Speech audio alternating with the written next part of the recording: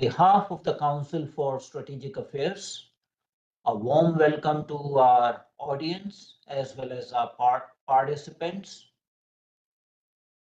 Those of you who registered using our brochure probably saw this brochure. We are having a roundtable discussion, and it's a very provocative subject. Title: NAFTA, CUSMA and tariffs, end of the free trade. Today is Sunday, January 26, 2025. We are scheduled at 10 a.m. Eastern Standard Time, 8:30 p.m. Indian Standard Time, and of course, past midnight, 12 a.m. Japan time, where it is Monday, January 27th. Our distinguished panelists today are Mr. Vibhuti Jha, Professor Yoichiro Sato, and Ambassador Pradeep Kapur. Before we go on to the roundtable discussion, a word about Council for Strategic Affairs. CSA imparts education in the field of international relations. We foster discussion, dialogue, and debate on geopolitical issues. The Council encourages strategic studies in general to raise the level of awareness. CSA condemns terrorism in all its forms worldwide. We aim to contribute towards world peace and prosperity. CSA promotes people-to-people contacts and track-to diplomacy. We are registered as a 501c3 organization with the Internal Revenue Service in the US. We encourage our US-based audience to donate and support the CSA. The link for donations is on the website. We usually do a monthly roundtable discussion. Generally, it is done on a second Saturday of each month at 10 a.m. EDT. We have a monthly guest lecture by a domain expert on fourth Saturday of each month.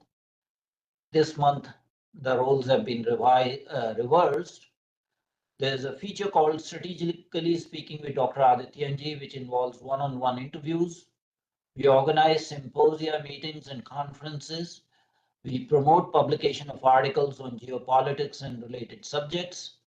We have a fellowship training program in strategic studies, and we currently have a fellow, our second fellow, G. Mishra. Again, we are a non-profit organization, so please support us. Now, let me introduce our panelists. Our first panelist is Mr. Vibhuti Jha. He's a dear friend and a very well-known personality in the media, anchor of the Jaipur Dialogue USA.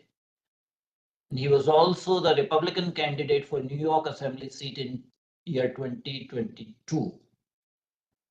I actually got his introduction from his LinkedIn page this time, and it's very interesting, and I'm going to read it for you. I've traveled on truly diverse career paths from managing compliance and control functions on one hand to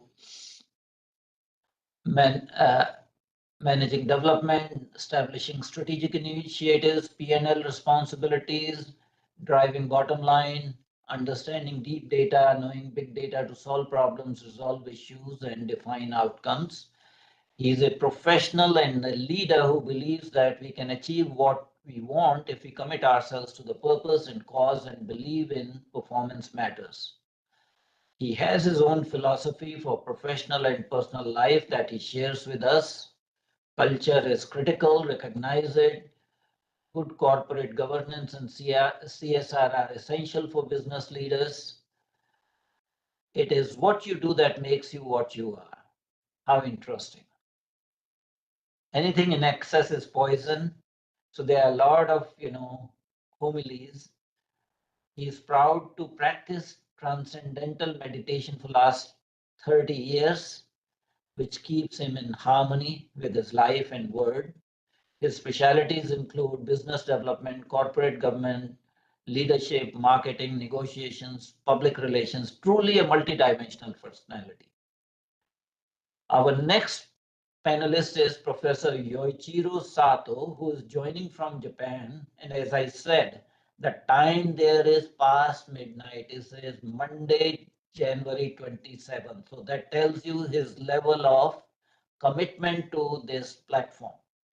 Professor Sato holds a BA in law from Keio University and MA in international studies from University of South Carolina. He did his PhD in political science from University of Hawaii and is currently at Ritsumeikan Asia Pacific University. He has also taught at the United States Department of Defense's Asia Pacific Center for Security Studies and Auckland University, New Zealand. He has been a visiting professor at multiple institutions. He has more than 10 published books, and that include US-Japan Security Alliance, regional institutions, geopolitics and economics in the Asia Pacific, etc., Re-Rising Japan. His commentaries have appeared in various global media, including Time Magazine, Newsweek, Al Jazeera, AFP, and Nikkei Asian Review. Very proud to say that he has been on our platform in multiple roles as a distinguished speaker as well as participants, and that goes for all three panelists today. And our last panelist is Ambassador Pradeep Kapur. The less said, the better. Again, a truly multidimensional personality, a proud alumnus of IIT Delhi with BTech in electrical engineering, MTech in systems and management studies, a retired diplomat, an educator, a professor at multiple universities, including Sorbonne, Paris, IIT Roorkee, MDI, Gurugram, Georgetown University, University of Maryland, College Park, and as a visiting scholar at George Washington University. He is author of Amazon bestseller book, Beyond the COVID-19 Pandemic, Envisioning a Better World, Transforming the Future of Healthcare. Again, very prominent media personality on multiple TV channels, writes articles and books for various platforms, and speaks French and Spanish besides English, Hindi, Punjabi, and other Indian languages. And as I said, that he has been a distinguished panelist as well as a speaker in previous CSA events.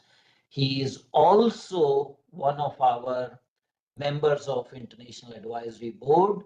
So without further ado, we will go on to the topic, which is very provocative. NAFTA, CUSMA, and tariffs, end of free trade. So each panelist has 7 minutes each. This will be followed by a moderated discussion, followed by Q&A from the audience.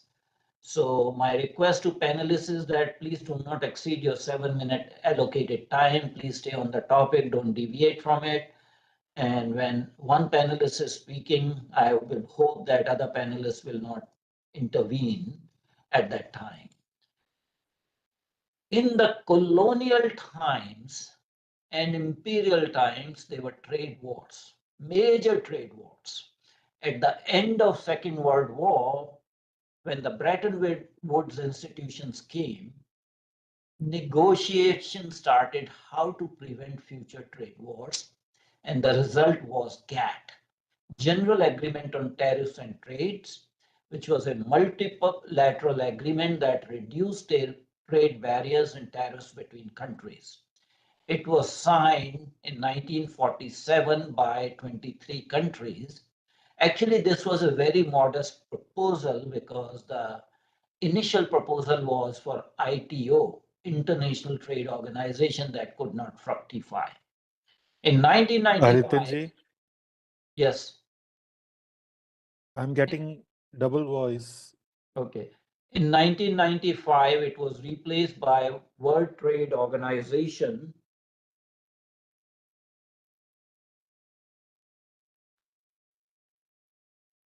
which was result of Uruguay round of GATT negotiations completed in 1993 and led to creation of the WTO. Doha round of WTO trade negotiations was officially launched at WTO's 4th Ministerial Conference in Doha, Qatar in November of 2001. It was intended to achieve major reform of the international trading system through introduction of lower trade barriers and revised trade rules. Progress in Doha rounds stalled after July 2008 negotiations, and we have current situation when at least in North America, there have been some regional trade groupings that have been revised and re-revised, and now there is talk of unilateral tariffs. And I'm not going to, elaborate on that. So with that introduction, I'm going to hand over to our panelists, but some housekeeping rules. Please mute yourself to avoid noise interference. Please change your cell phone setting to vibration mode. Please do not try to interrupt our esteemed panelists. Only those members of the audience who identify themselves will be allowed to ask questions. All the questions are moderated through the chat room. Please be precise and specific in asking questions and do not send lengthy comments in form of a monologue. The program is being recorded. It is also being simultaneously live streamed on our YouTube channel. And finally, again, kindly support and donate to Council for Strategic Affairs. Without further ado, it is my pleasure and delight to introduce and invite our first panelist, Mr. Vibhuti Jha. You have 7 minutes, Mr. Jha. Thank you very much for this invitation, Adityanjee. It is truly an honor to be speaking alongside such celebrities, academic achievers, and Pradeep Ji, who is a good friend of mine. So, I would straight away dive into with a request to you. It is 10:12 a.m. here Eastern. Please stop me at 10:19. You have full authority to do so, because just in case I continue talking. The issue is very remarkable. You are totally right that this is it the end of free trade? My simple analysis is no. These things will continue to happen.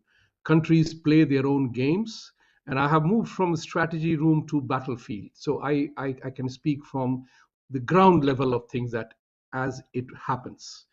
I believe in Albert Einstein's famous quotation that any intelligent fool can complicate a simple problem. It takes courage to move in the other direction. So I often take shelter in that quotation, so that even if I sound stupid, you know that it is not stupid at all. It is actually the battlefield ground scenario. So let me just mention one thing. The tariff, as a student of banking and finance and economics, we all know that tariff is a tool for negotiation. It's a very simple economics. We all talk about tariffs, taxes. Tariff is another name for tax. And we impose those taxes depending on our local requirements. So everybody knows here, when 1991 liberalization happened in India, the famous Bombay Club of Domestic Industries protested against liberalization, saying that it will hurt Indian industries, domestic industries. Tariffs, and reality is that we know now what the reality is, how India benefited from innovation, competition, comparative advantage, and all that 99 yards. With reference to United States specific in 2025 now, what do we know? The reality is that the tariff is being talked about with reference to 3 specific countries: Mexico, Canada, and China, the 3 largest trading partners of America. And which is what Mr. Trump has said, that he wants to make things rational, logical, and to the benefit of America. There is nothing wrong in that thinking, because Canada and Mexico impose significant tariffs ever since NAFTA came into being. I remember in 1991 when I opined that transferring or shifting manufacturing base from your mainland to other countries to achieve equity and equality and equitable distribution destroys the soul of the country. Because the manufacturing is the soul of any country. What you manufacture, made in America, made in India, made in Japan, these have very significant meaning, pride, sense of achievement, of innovation, inventions, discoveries, and finishing the entire thing to export. So the question here is very important. Where is America today? America is in a very deep, troubled scenario, in my opinion, with $33 trillion worth of debt, with $1 trillion of debt servicing. America doesn't manufacture anything of consumer nature. You can go on the data and say that, oh, yeah, we do manufacture F-16s and defense-related things. But there is nothing made in America that the world enjoys, just as America is beneficiary of everything made in China. Even the 9/11 memorabilia and all those things are made in China.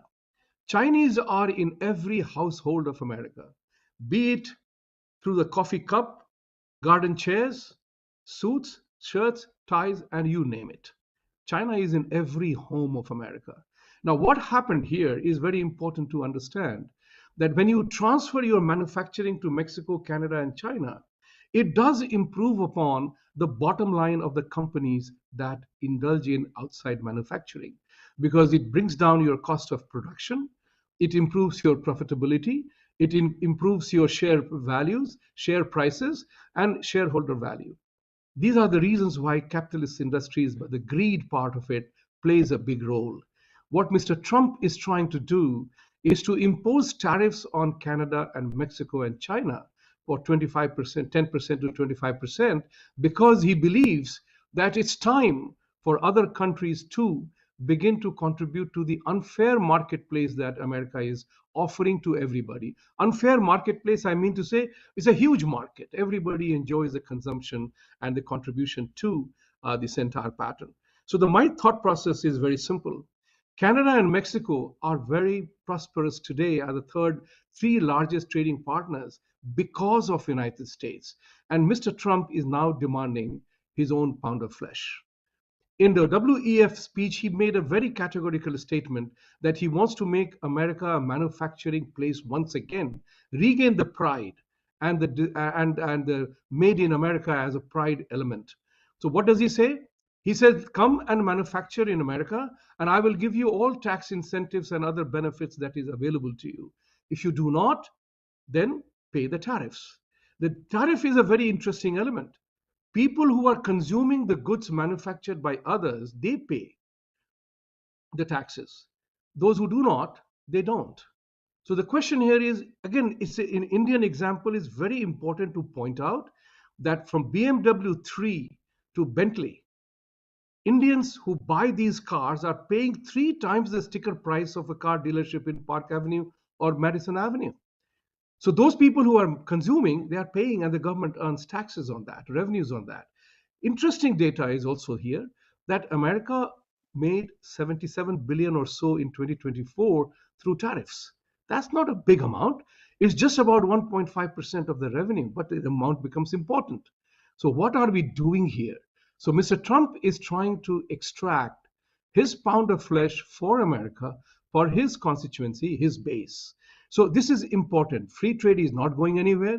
It will remain. It will be a negotiation tool for everybody. Negotiate, draw a line, and step up on that. So I am saying free trade will remain in a different environment as we speak. Thank you.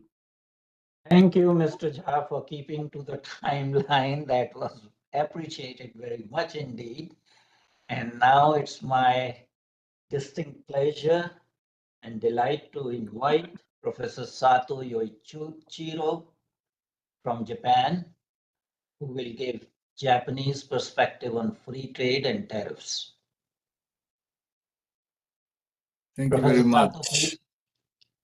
Yes, thank you very much for inviting me. I will also try to keep myself within the time. I'm somewhat still in the waiting mode before making a solid judgment on what Trump's policy is going to do. The Japanese are kind of waiting and see whether, the tariffs on Canada and Mexico and China will be followed by tariffs on other countries like Japan and Korea. and possibly also Taiwan as well. So, but I agree with the point that his approach is basically a deal making, and tariff is a part of the bargaining chip. Audience, Krishna Bhatta, please mute yourself.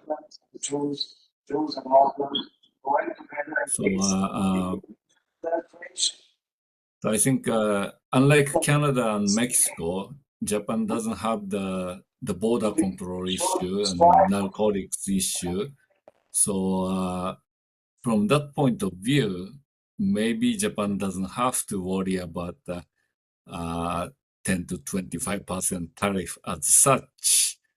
But I'm not quite optimistic about this point for the reason I have observed, for example, the recent Japanese proposal for the Nippon Steel proposal to purchase the US steel.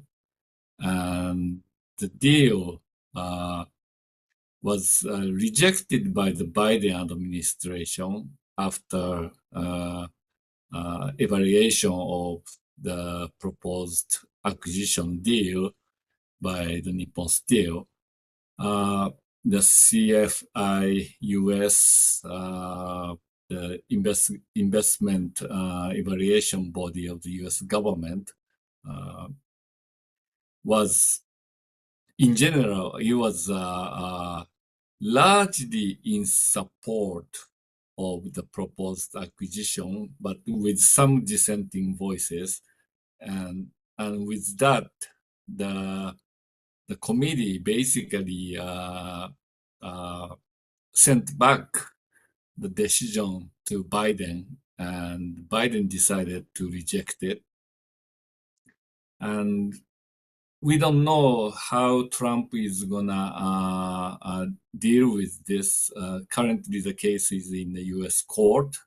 The Japanese company sued Biden and the U.S. government for interfering with what they see as primarily a business deal. So we'll see whether Trump will do something in the near future about this particular issue. And the second point I'd like to raise is that the US has been trying to reshore the chip production back onto the US soil.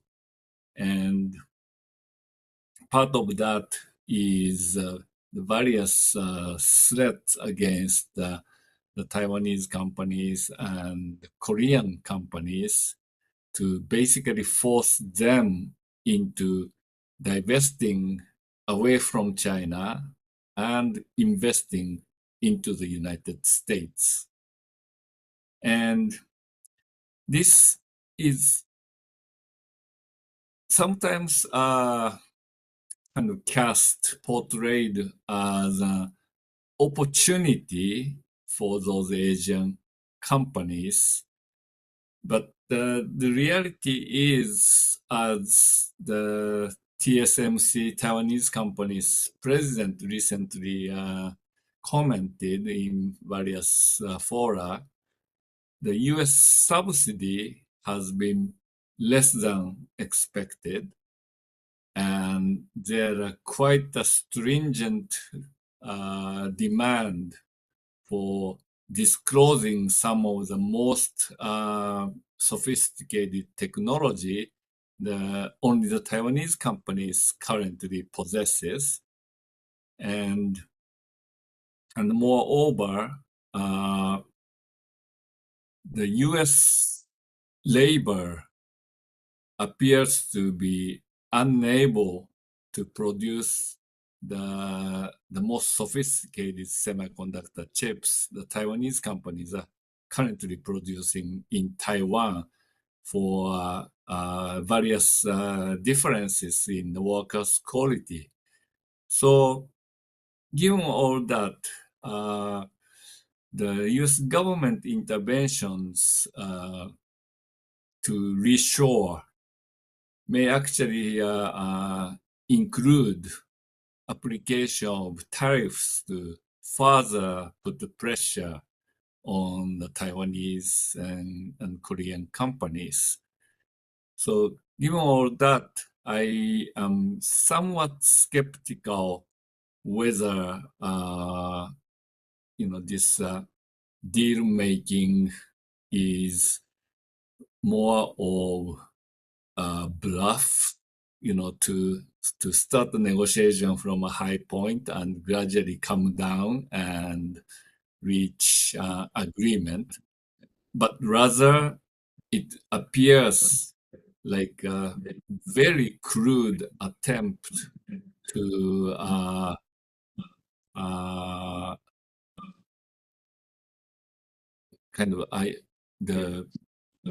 what would be the right word?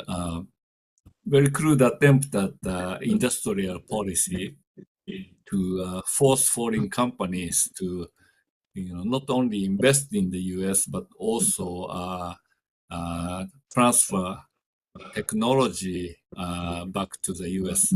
And this is the very thing the developed countries have told China not to do.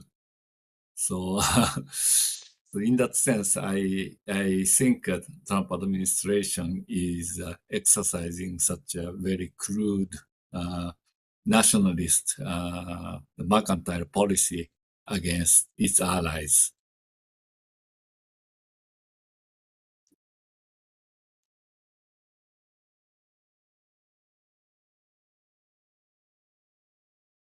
Thank you very much indeed, Professor Sato, for your opening statement, as well as for sticking to the timeline. That has been wonderful. And now we have Ambassador Pradeep Kapur, and I think he will follow in the footsteps of the previous two panelists and keep the timeline to 7 minutes. Ambassador Kapur, please. Thank you very much, Dr. Adityanjee. I'll just go over very quickly, briefly, the history, because the topic today we're discussing is about the free trade agreement in North America between US, Canada, and Mexico. The history has been that NAFTA was established in 1994 after the earlier Canada-US FTA, which had been around for some time. There's no trade agreement between Mexico and USA before NAFTA. Now, in 2020, when Trump came into power, he sort of decided to, renegotiate. He insisted on that, and a new agreement came into force in July 2020, which was called USMCA, United States, Mexico, Canada by USA. It was called CUSMA by Canada, which was Canada, US, and Mexico agreement, and it was called TMEC by Mexico, meaning treaty between Mexico, Estados Unidos, that is United States, and Canada, TMEC. So each country had a different name for itself. That was NAFTA 2.0, practically, with quite a few changes in terms of the agreements and the levels of tariffs which would be levied by each country on the different items. Now, this was automatically the largest of any trade bloc in the world. US and Canada are very closely related. Bilateral relations are very strong. Any two countries which are in the vicinity, which share such a large border, these relations are very intense. So same is the case with US-Mexico. So automatically there are a lot of differences also between US-Canada, US-Mexico. We have seen that in Trump 1.0, he withdrew from various agreements very, very quickly, which was the Paris Agreement, the TPP negotiations, the Trans-Pacific Partnership negotiations. He withdrew. He imposed tariffs on China, and he recreated this US-Mexico-Canada agreement. Now, there are differences now between these countries on public goods, on potential infringements of national sovereignty, role of business, role of labor, environmental issues, economic interests. US also says that the large number of immigrants coming in from Mexico and immigrants also coming in from Canada are having an impact, very negative impact on US security situation and other areas of existence here in the US in terms of jobs and employment and economy and the housing situation and other pressures that the local population is facing. The drugs also similarly is having an impact. A large number of drugs are coming in from Mexico and Canada also. And also the influence of China in these two countries, in Mexico and Canada, are an important factor, because a lot of the drugs, fentanyl and other very harmful drugs, are also being sent through Mexico if they are not being manufactured in Mexico. So there is also talk now that if US imposes tariffs on Mexico and Canada, which could be about 25% from February 1, and then Mexico and Canada have also been discussing about joining forces on how to retaliate to these tariffs. There's also the aspect, of course, of the impact that will have on both these economies will be quite severe, because in Canada, there have been some studies that it will impact each Canadian person to the extent of 1,900 Canadian dollars per person per year. And it seems that these studies also indicate that GDP of Canada will shrink by 2.6%. For Mexico, about 70% of the gas comes from USA. USA imports large amount of unrefined gas from both Canada and Mexico, and refines it and sends it to both these countries. USA has also talked about having Canada as the 51st state of USA. It has also talked about renaming the Gulf of Mexico as the Gulf of America. So there are a large number of issues besides this direct issue of tariff and trade and the FTA. There's also China is an important player in all of this because of its links, as I've said earlier, with US, with Mexico, with Canada, and on issues of trade and fentanyl and TikTok. Though of late, Trump has adopted a slightly more positive tone vis-a-vis China, and China has also similarly adopted a positive tone vis-a-vis USA, because I think for the USA, it wants to seek the help of China to end the Ukraine war. Now, end of FTAs, it's not at all anything like that, because USA has 14 FTAs with 20 countries. There will be, of course, impact on various countries, various trading blocs. Some impact will be there on FTAs. The trade through FTAs will decrease. But if you have European Union, which is a very strong FTA, ASEAN, which has an FTA, a lot of these regions have their FTAs.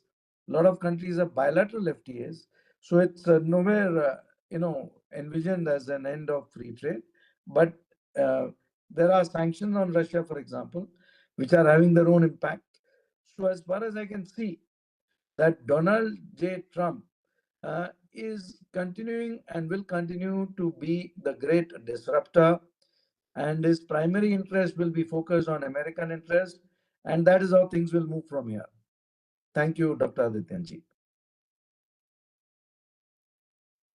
Thank you very much indeed.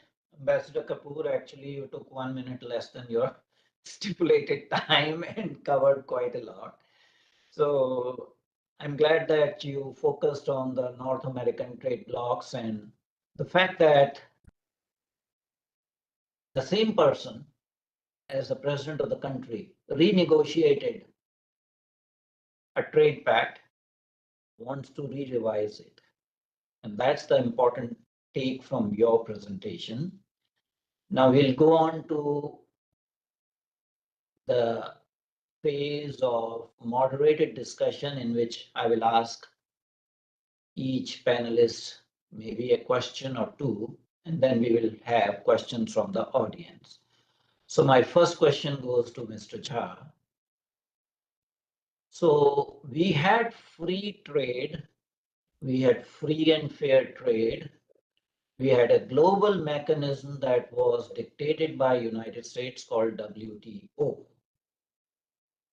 How come we landed in a situation that United States does not manufacture everything, anything, except for maybe airplanes and arms, and everything was being manufactured in China? How did we fall into this predicament that as a country, you chose not to manufacture in the country, now blaming everyone else? Thank you. That's the root. That is at the root of the entire discussion, isn't it? As Ambassador Pradeep Kumar pointed out, these FTAs and the bilateral trade negotiations, they become a very complicated chess play, Adityanjee.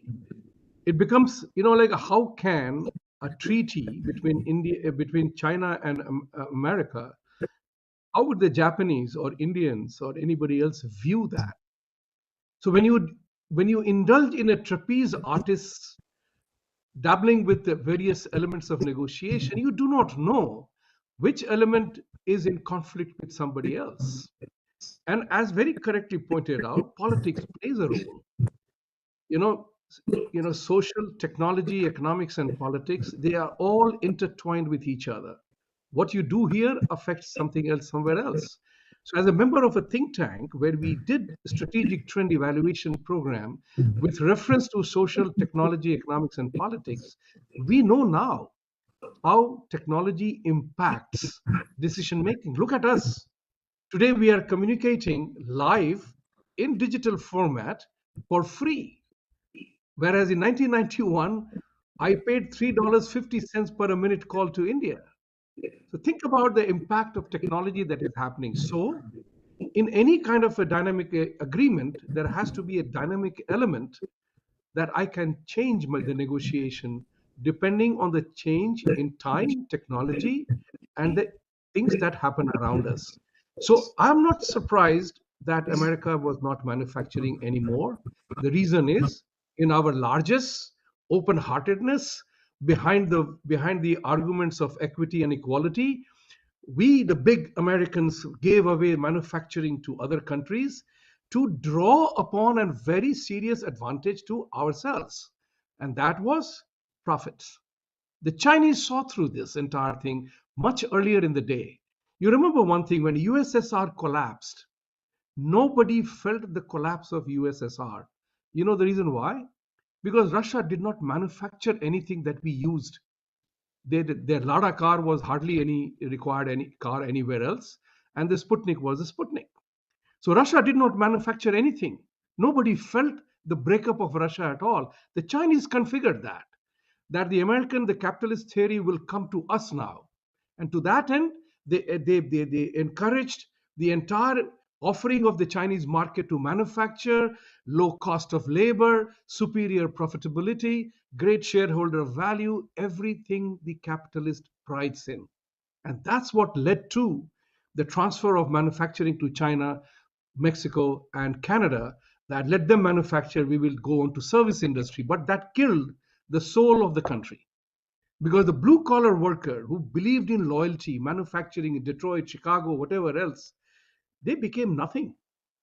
Those blue collar workers did not have the ability to transmigrate into a service industry equally vocally. That was the reason why the American industry, many cities suffered. And it is very important, and I opined this in 1991, that these trade agreements where America is giving away its manufacturing prowess to others will kill the soul of the country. That's what is important. So now, if Trump is renegotiating those deals, because he sees that these deals are no longer beneficial to American people, and therefore he made a statement in WEF in front of the whole audience that I don't need Canadian eggs and oil and milk. We have enough of it. And remember one thing very importantly: America is a very unique country. As I opined in some of the places, that just juxtaposing it with India, it's 3 times larger than India in size, Alaska and Hawaii included, and it has 1/4 of the population. The country is a resource-rich country. It's not a one-product country. So when America is giving away, it is giving away a lot. And it's time for, given America's current economic situation, I just want to say that part here, that $33 trillion deficit, threat of all de-dollarization, countries coming up with alternate payment and trade settlement mechanisms, huge war expenses, you have threat of immigration expenses, you have rising prices, poor manufacturing base, and US is too far stretched.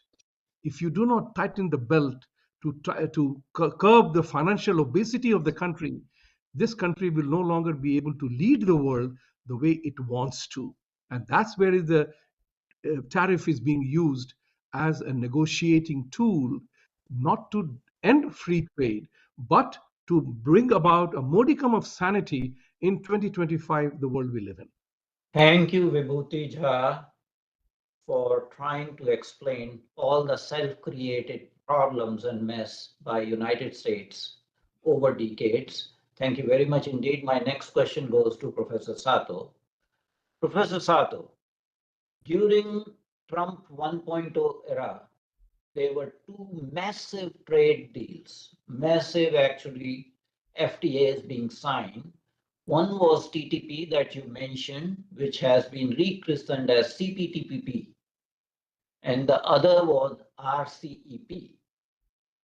And United States chose not to participate after taking some initial part in negotiations, giving China total carte blanche. Was this a myopic strategy for United States to give the field to China to control mercantile policies in very large trade blocs? Professor Sato. Thank you very much. Yeah, the trade agreements you mentioned, CPTPP and RCEP, they were like twin engines of Japan's trade strategy in the region, in the Asia Pacific region. And by negotiating the RCEP with China, with Korea, and with ASEAN countries, Australia, New Zealand, but the United States, actually this worked as a leverage against the United States to induce the US to join into the TPP negotiation. So Japan needed both negotiations. And Japan didn't join the TPP negotiation until the last moment. And that was after the Obama administration decided to bring the US into the negotiation. Because for Japan, the TPP without the United States was not very attractive. The US being the biggest market in the Asia Pacific rim, bringing the US was the ultimate purpose of having a TPP negotiation. So it was really good news when Obama announced US would join, but it was a terrible news when Trump announced that he's pulling the US out of the TPP negotiation. And the US has been talking about engagement with the Indo-Pacific in security domain, but many of the Asian states have a dependency on China for the economic relationship. So the Obama strategy to commit the U.S. to regional security and expect the necessary partnerships with Asian countries actually required a positive inducement for those Asian countries, and there was the free trade deal, which is inclusive of the United States. So the TPP was a very coherent part of the overall U.S. strategy. But Trump took the economic incentive part away and is asking the Asian partners to offer what they can in order to boost the U.S. Security. So So that kind of approach, the America first approach, is not likely to work toward the Asian partners. I mean, U.S. cannot coerce Asian partners by simply preaching them how dangerous China is, because many Asian countries, they think they know better how dangerous China is, because they have dealt with China for so many years, and they believe that they know how to tame the big dragon somehow. So as long as their perceptions don't significantly change, either by China screwing up again with, what is it, wolf warrior diplomacy or something like that, or some Asian countries simply feel that the China is more attractive than the US. So I think US needs to use economic partnerships as a positive inducement for, broadening its security partnership network of security partnerships in Asia. Thank you, Professor Sato, for your detailed answer on the utility and possible effectiveness of large regional trade blocs like CPTT, TPP, and RCEP.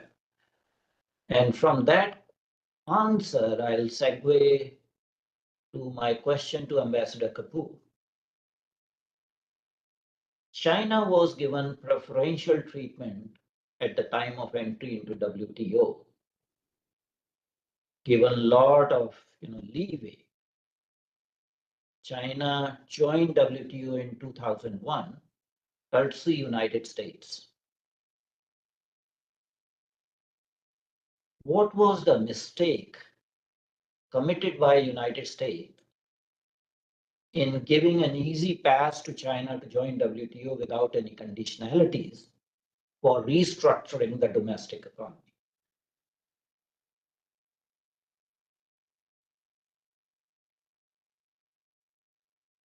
Kindly unmute yourself. Thank you. See, we have to look at the historical context of US-China relationship.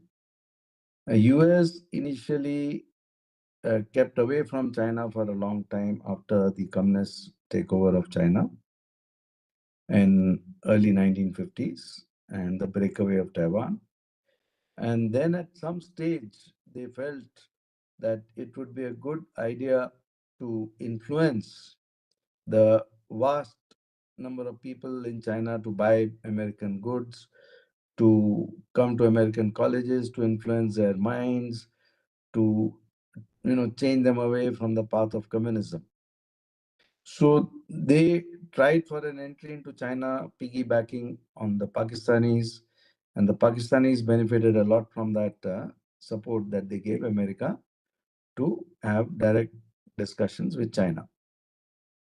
Once they had those discussions with China, they started giving a lot of concessions to China, technology to China, manufacturing to China, because they thought that it would be like a very cheap place to manufacture goods at very low rates, labor rates, and get them into America for the people, and also at the same time influence the population of China. And so the largest number of students, foreign students studying in the American universities for a very long time was Chinese students. But China had other plans and they had other algorithms. So they were able to bypass all these American plans to control China. And on the contrary, they managed to have a tremendous trade surplus with the US. They were able to dump a lot of things into the US market at low prices and wipe out whatever little manufacturing was left in the US. They stole a lot of technology from the US. They stole a lot of intellectual property from the US and kept on benefiting in all the spheres and became stronger and stronger economically and militarily and in other ways. Also, they managed to control the mind space of the students who were trained in the US, not to become, Anglophiles or sort of fall into the Western trap of thinking that China is bad and the Western world is good. So they managed to subvert the Western democracies by using the Western systems of free media, free democracy, free trade, and emerge with an upper hand. That was, I guess, a big setback and a shock to America, because they also realized that a large part of the systems in the US had been penetrated directly, including the academia, for example. You had the Confucius Institutes, which are promoting the Chinese, line. A lot of journalists who were, somehow co-opted, or even media houses, not just journalists, media houses, universities, large parts of the US system were co-opted by the Chinese. And that started being realized. The realization started dawning here very late in the day. And then America has tried to rectify it by imposing tariffs on China. Tariffs are not imposed on individuals, tariffs are imposed on countries.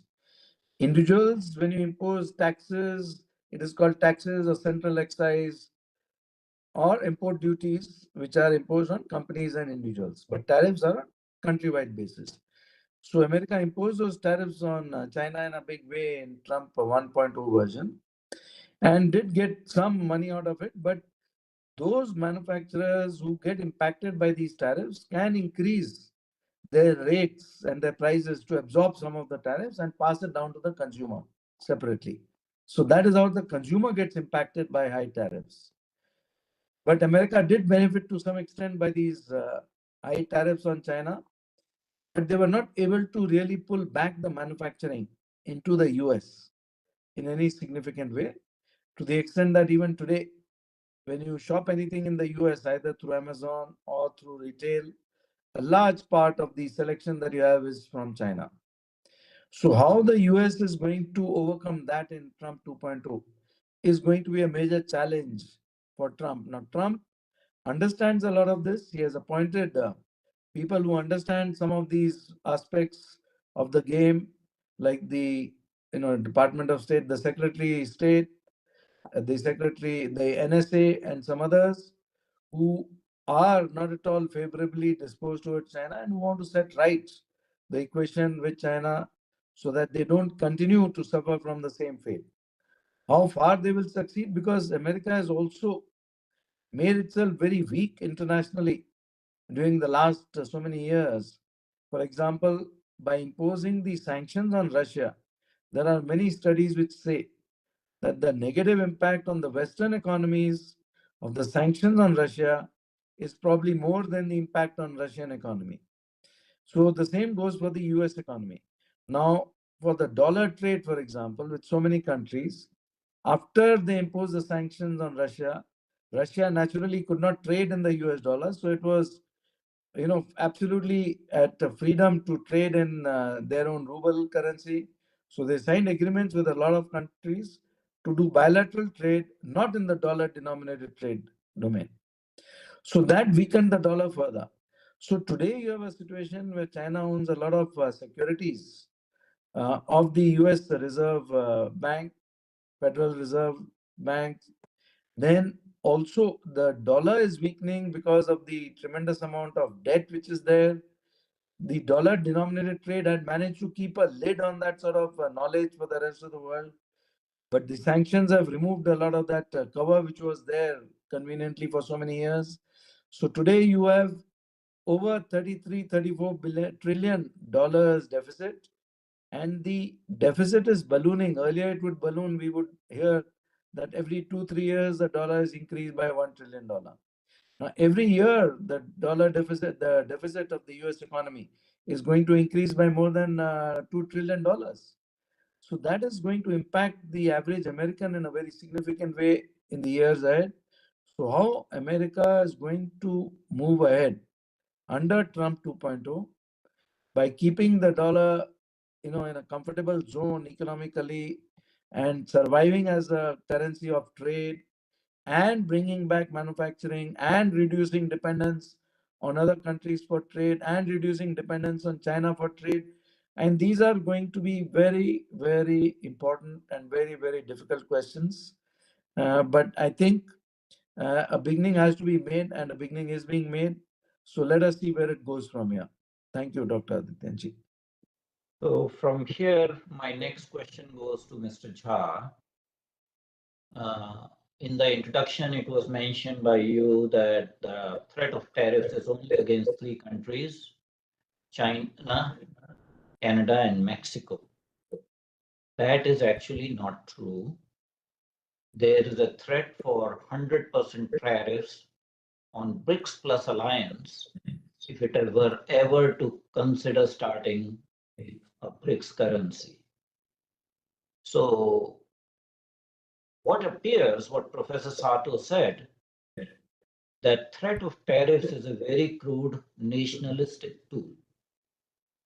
It may make you feel good, but it does not achieve the results that you desire, and that was reflected in 4 years of Trump 1.0, when manufacturing did not come back to US.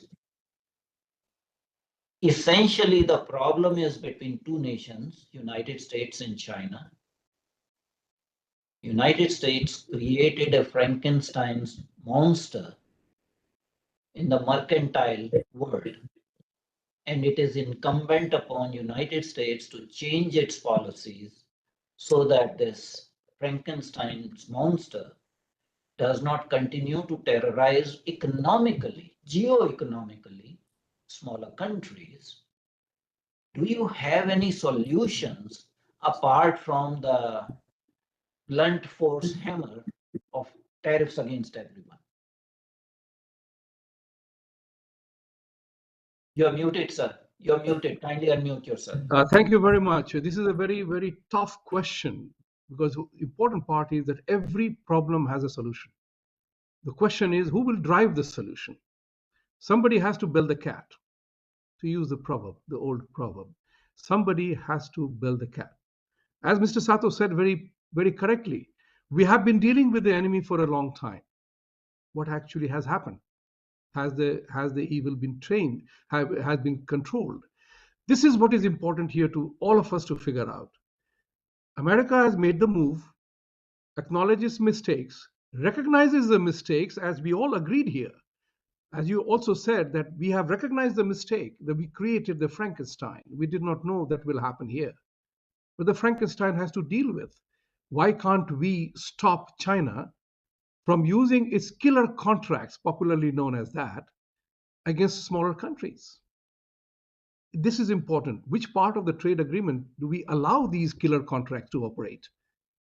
That is the failure of the capitalist system. Remember, one part here is politics plays the biggest role in all these decision making. There is no running away from that reality.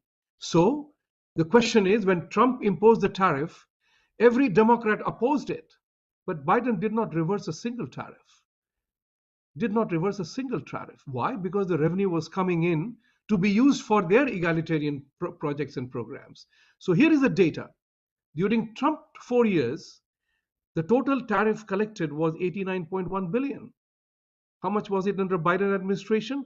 $144.4 billion. Why didn't Biden remove that? Because it gets you money.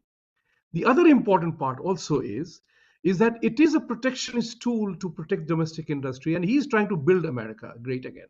That is his openly stated policy, and he's not mincing on that. Talking about security and immigration, what has he done? He has begun sending people who are alleged with crimes, criminals. He did not think about the political vote bank. Let's continue on the trade and tariff issues. I'm talking about trade and tariff. It is all driven by politics as well. because Mexico allows people to come in the way it is. So we cannot segregate that only this needs to be fixed, because this if cannot be fixed if politics is not fixed, if technology is not fixed. So it is all intertwined. So in terms of trade and duties, if you look at it, it is very important that this reversal happens, recalibration happens, repositioning happens. And who will do it? It has to be American. Talking about what Pradeep ji said earlier on, US imposed sanctions, asset seizure on the world around. Guess what happened? The reserve currency lost its value. And it is often risk aversion tactic is don't put all eggs in the same basket. So if the countries are not willing to put trust in dollar again, who is hurting? America is hurting. Trump recognized that part. He's not talking about sanction, he's talking about tariffs. He wants people to put money back. If he talked about 100% tariff on BRICS nation, if you undermine dollar, he is talking about a negotiation, because he knows if there is one politician, non-politician, who understands that the dollar value is declining because of political actions taken, it is Donald Trump. And that's why he is using the tools to make sure that dollar regains its own strength. It has alternate payment mechanisms and trade settlement mechanisms are being developed. It is happening because of technology. That's why he has gone on to crypto. That's what is important for everybody to realize, that change will be painful. And what you said, oh, he did not accomplish much in 4 years. You don't change, you initiate changes. Some will happen, some will take time. So what many politicians are not able to do things in their first term. People who say 100 days, it's like a quarterly romance.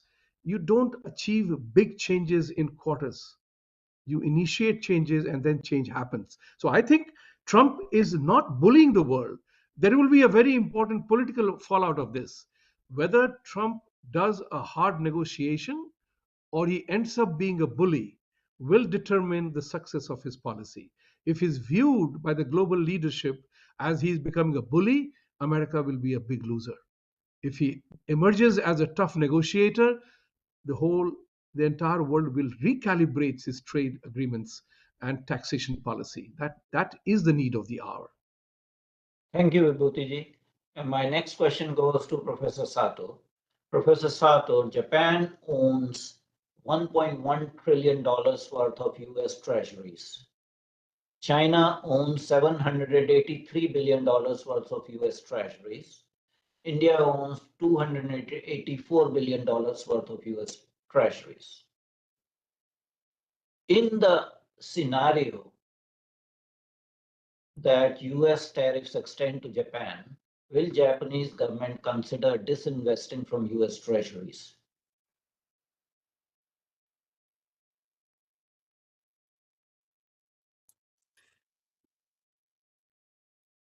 The purchase of treasury bonds has been a necessary way for Japan to tame the appreciation of the yen during the past years when Japan was still making trade surplus with the United States.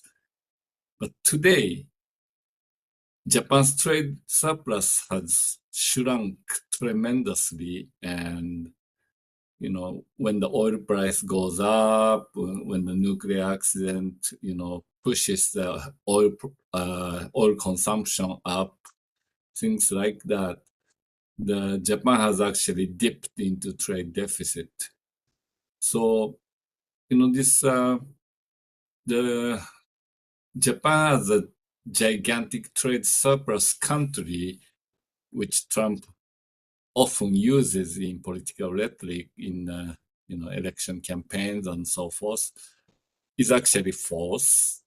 And today Japan's reason for still buying the US Treasury bonds is more political and more security oriented rather than the economic rationale to keep the yen down.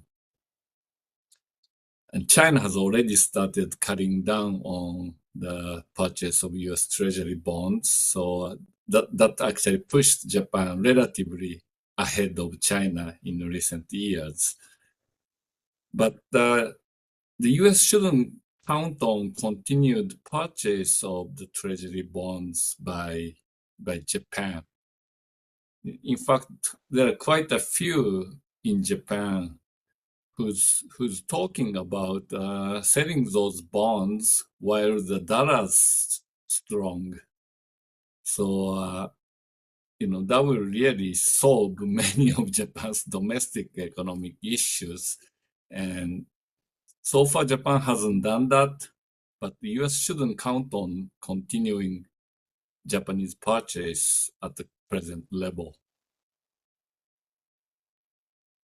My last question will go to Ambassador Kapur, and it's slightly provocative question. While trying to put tariff on these three countries, simultaneously, Trump Organization sells memorabilia that are made in China, including the meme coin. Where is the sincerity here in terms of trying to contain China, that you personally benefit from these mercantile policies of China, while in a political role, you are blaming China as the real culprit? Aren't you whetting the appetite of this Frankenstein's monster? A leader should lead by example. Manufacture memorabilia in United States.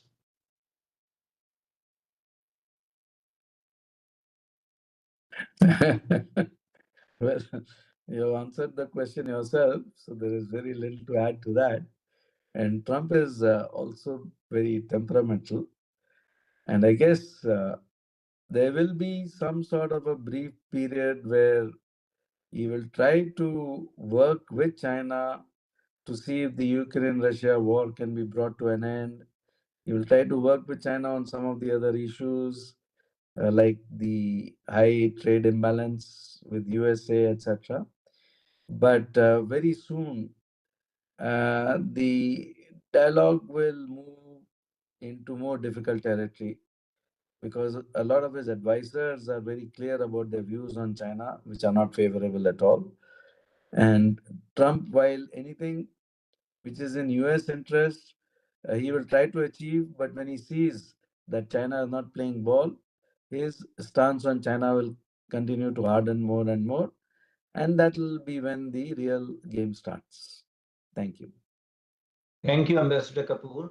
Now we go to the third phase of our discussion, where I'm going to read questions from the audience, and there are plenty. For sake of fairness, I will take one question from each of the audience members that have put questions, because somebody has put multiple questions, and I don't want to deprive other audience members of their questions. So just to explain why I'm doing it, that one question from each audience member. So first question is from Tulsi Tauri, and he's asking, isn't fixation with percentage manufacturing in home country an outdated concern, as greater share of future economy is moving more towards non-materials?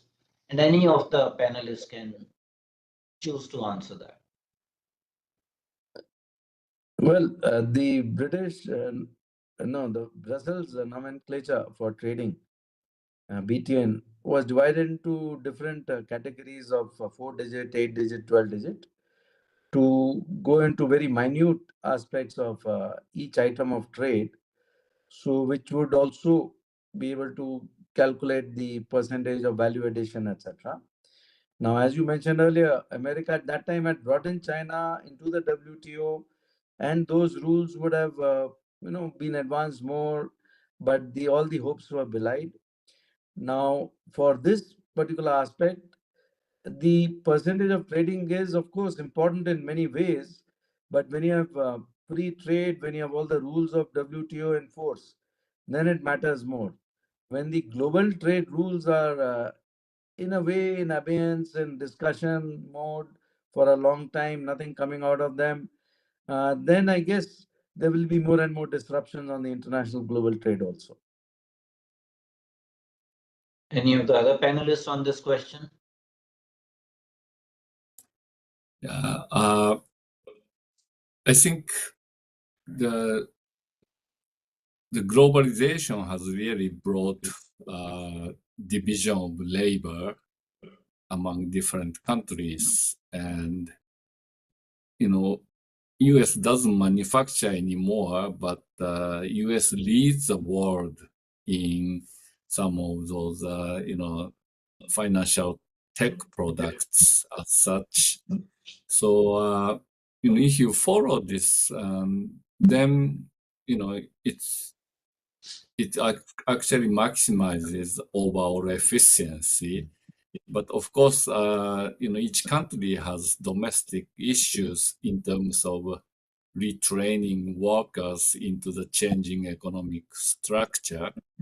And that means that the globalization and trade liberalizations need to be tamed. And maybe in the past, that process didn't function very well. And too many free traders were pushing the free trade agenda ahead of the domestic populace's general concerns. And I think it's all over, not just the US. But if the US wants to renegotiate, then it has to be done in a more multilateral way. If the US wants some manufacturing back, the US should tell the Japanese it's okay to protect some agriculture. So that's a real deal making, but so far that's not what the Trump has done. During the first Trump administration, Trump told the Japanese to lower the beef tariff to the level of CPTPP. And Japan is like, the CPTPP deal was a multilateral deal, and Japan agreed to lower the beef tariff in exchange for the US.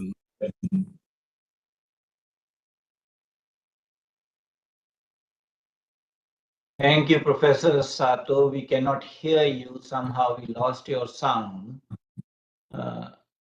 We have lost your sound, so I'm going to go to the next question. And it is from Dr. Vineet Singh from Canada. And Dr. Vineet Singh is writing, Canada pumps massive amounts of petroleum products to the US, amounting to 80% of its petro exports. It is cheap and subsidized.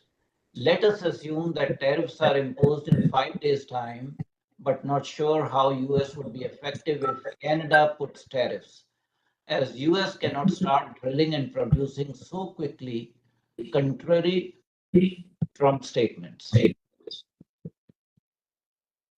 Anybody can answer, any of the three panelists. Vibhuti, you want to take the? I will take it since both Ambassador and Professor addressed the other two, the first question. Look, Mr. Trump made a public announcement at WEF Forum. I do not need, he said that he doesn't need Canadian oil, he doesn't need Canadian eggs and milk.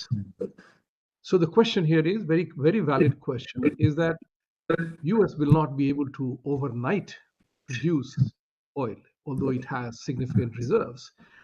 And as Professor Sato said in his statement earlier on, that somebody has to regulate the monster. So we do not escape from the reality of the fact that somebody has to make a move. That's the important part. Somebody has to bell the cat. And that's the onerous task Mr. Trump, in all fairness, must be given credit for. That if something is wrong in a bilateral or multilateral trade where you take into account everybody's concern, the commonality of purpose gets affected.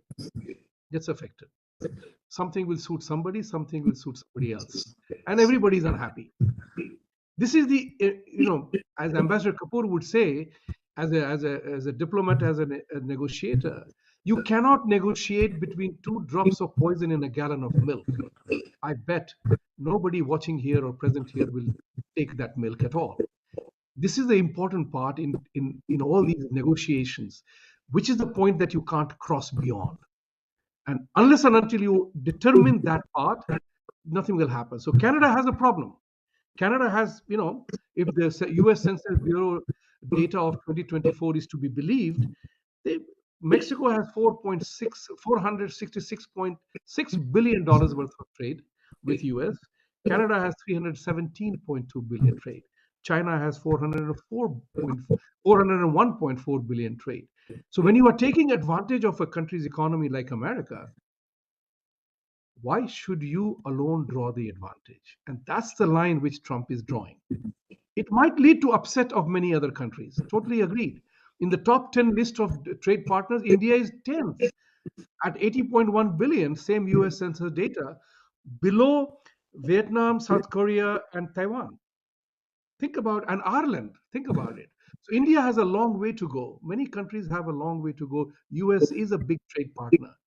How these negotiations will happen, every country has the right to think about its own welfare first before you get into other ones. Otherwise, as you very correctly point out, Adityanjee, that you create a Frankenstein. And when you create a Frankenstein, you have to deal with it, whether you like it or not. Thank you.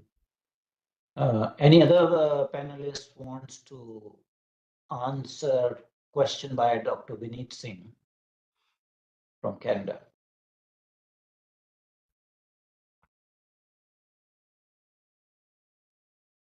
Okay, if no, then I'll go to the next question. And it's a 2-part question, but I'm going to skip the first part.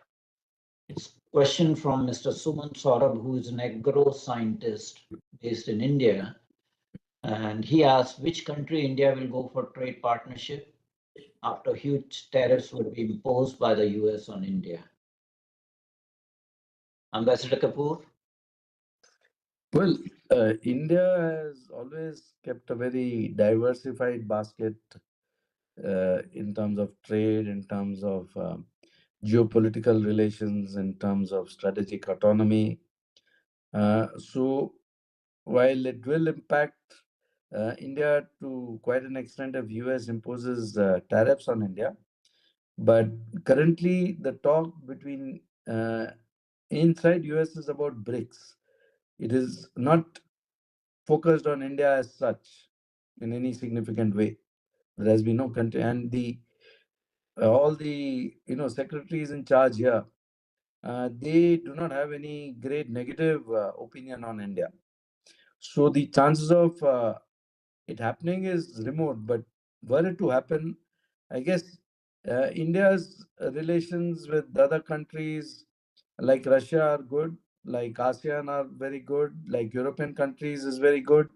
So India has lots of other options for many of these items.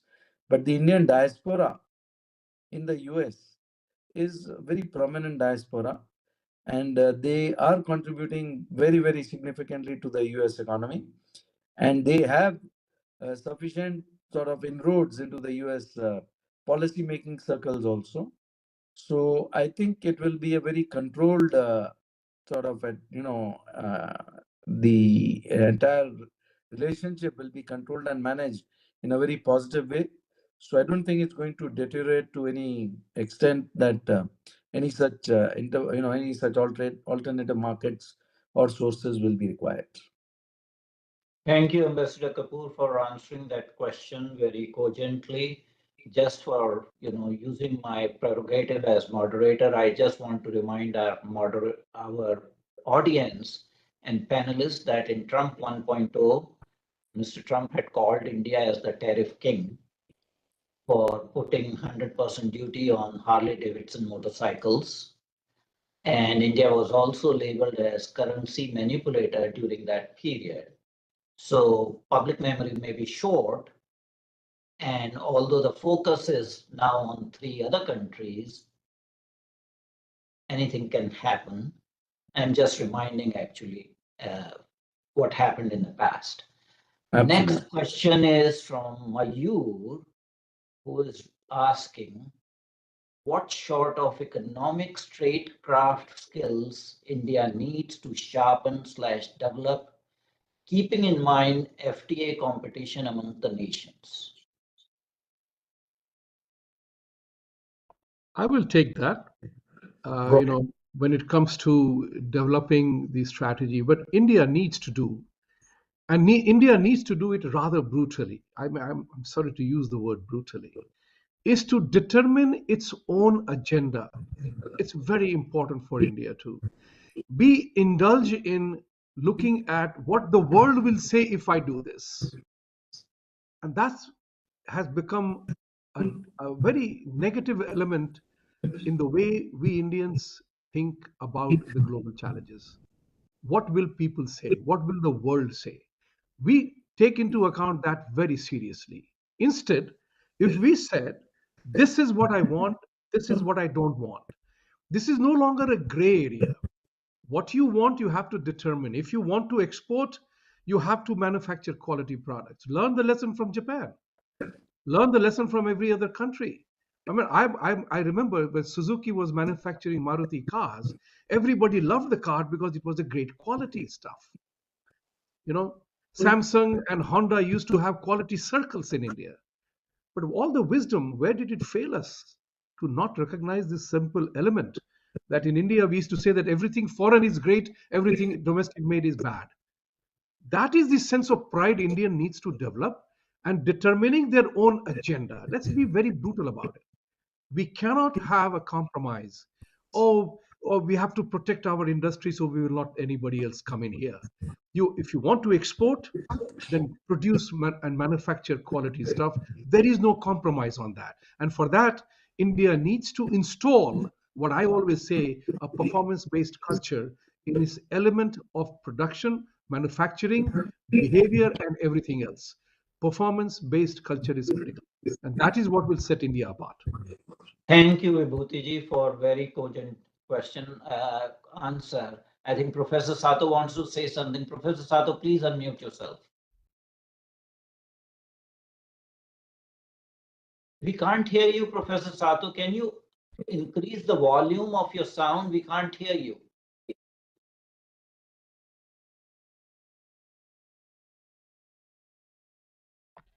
Technology. We are still not able to hear you.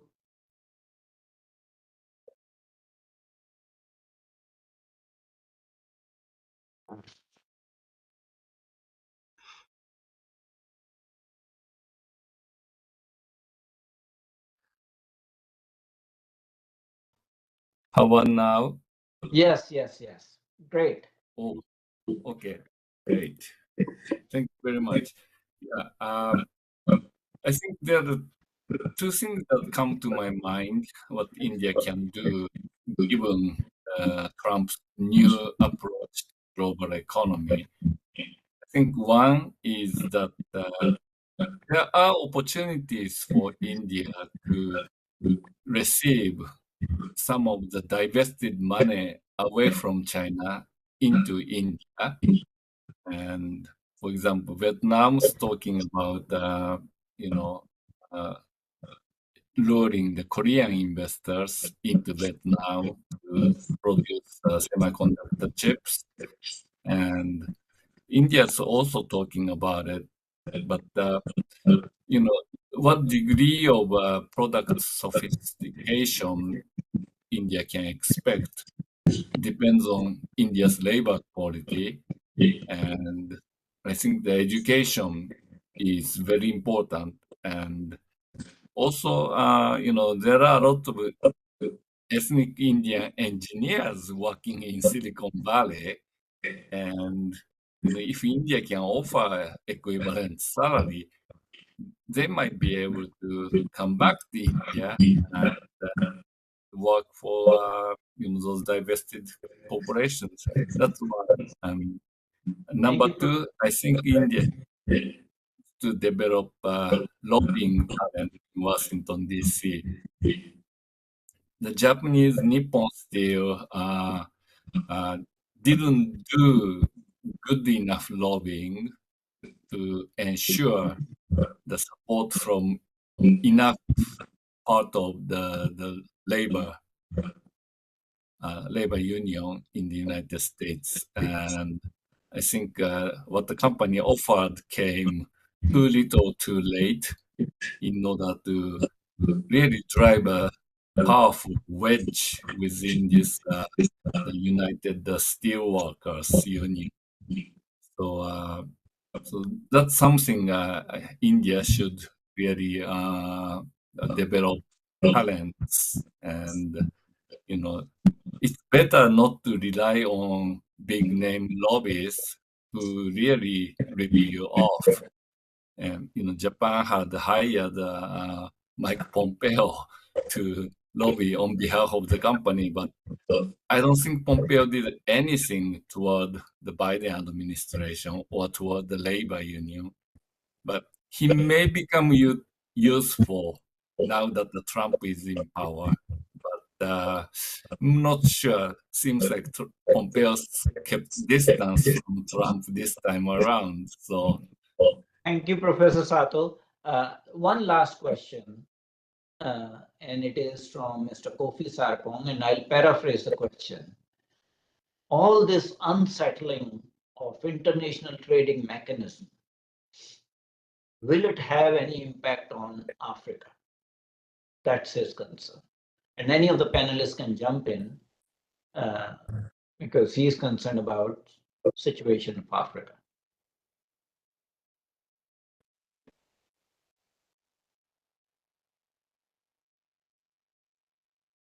Well, I guess I will try to go ahead.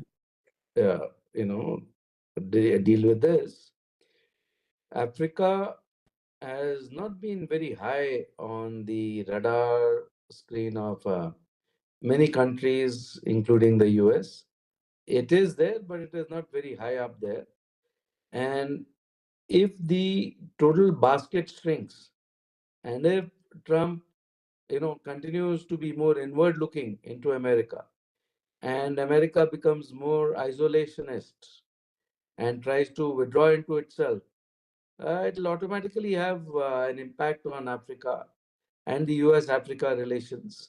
Other countries will also benefit from that because countries like China will have more of a free play again in those parts of the world if America is not active or actively, interested or actively intervening or actively supporting and aiding those countries through USAID and other programs.